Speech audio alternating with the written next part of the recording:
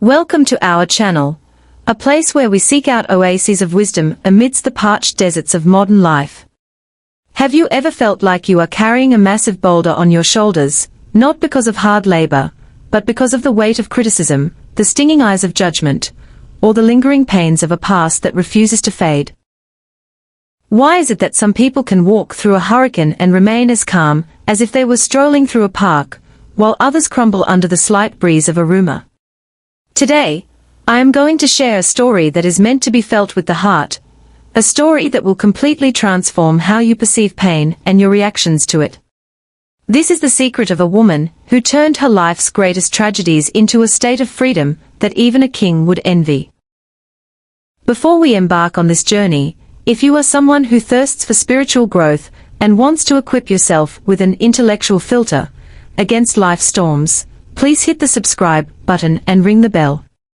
Subscribing isn't just about not missing a lesson, it's a witty and joyful investment in your own intelligence. Consider this your golden ticket to join a community of people who choose to live with poise instead of living in reaction. Are you ready?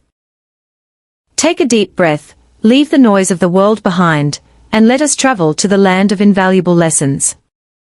In a tiny settlement nestled deep within the Australian outback, where the red dirt roads stretch endlessly toward the horizon and the ancient eucalyptus trees stand in silent contemplation under a searing sun, there stood a weathered but pristine wooden cottage. This was the home of Mary, or as the locals called her with deep respect, the soul of the bush. Mary's life was like a samba melody played on a lonely violin. Her house was old, much like her own body, but it was always kept clean.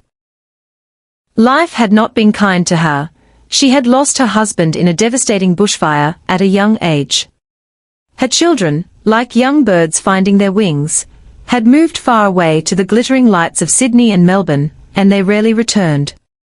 Life gave her every reason to react with anger, bitterness, or sorrow, but she simply did not.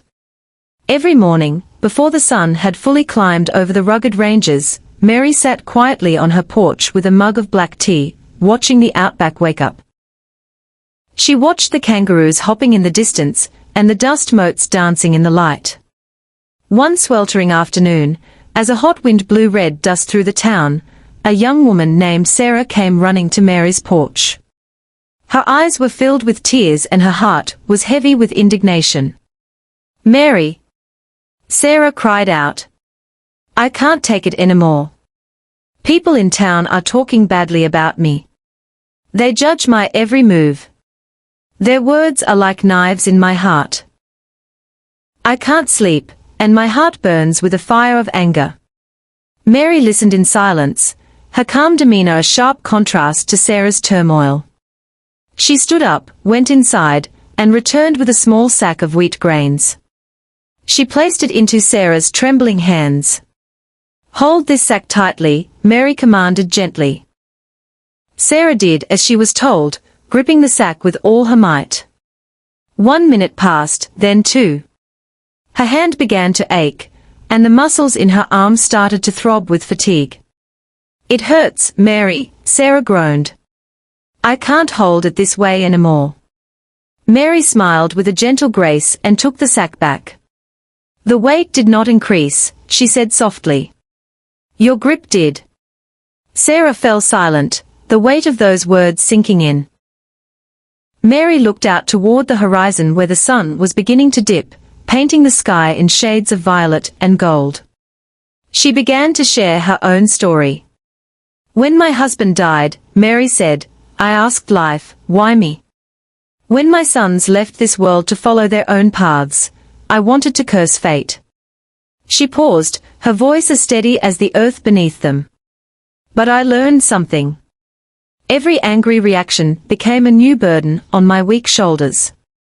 Every bitter thought stole the little peace I had left." She looked Sarah directly in the eyes, her gaze filled with the wisdom of the ages. "I could not control loss, words, or people," Mary explained, "but I could control my reaction. And when I changed that, my burden became lighter." As the seasons passed over the outback, while others in the town carried heavy hearts full of complaints and grievances, Mary walked slowly but freely. She shared her Vegemite toast with passing strangers and slept peacefully under the vast, star-studded sky. When Mary finally passed away, the entire town gathered in a silence that spoke louder than words. On the wooden wall of her cottage, someone had carved her words, "Life gives weight. Reactions decide the burden." Mary's story is more than just a fable from the bush. It is a mirror reflecting our own lives. From her journey, we can draw profound lessons to guide us toward a better, more peaceful existence. 1. Weight versus burden. Life is remarkably consistent in handing out challenges. We all have our own sacks of wheat: work pressure, social judgment, or personal loss. However, whether that sack becomes an exhausting burden or remains just an event depends entirely on how tightly you grip it. 2.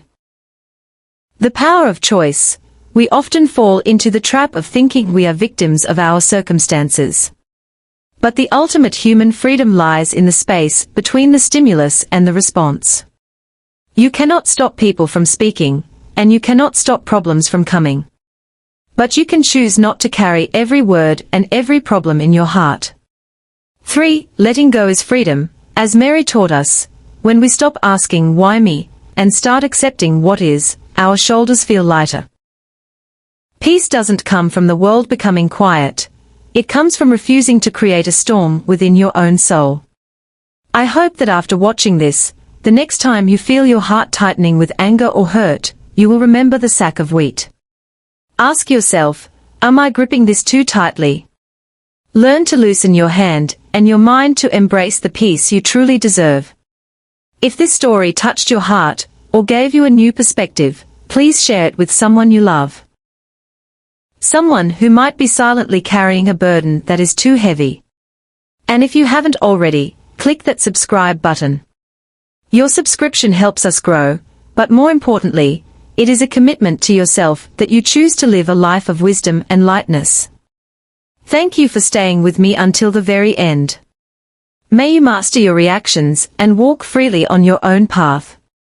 Goodbye, and I look forward to seeing you in our next journey of wisdom.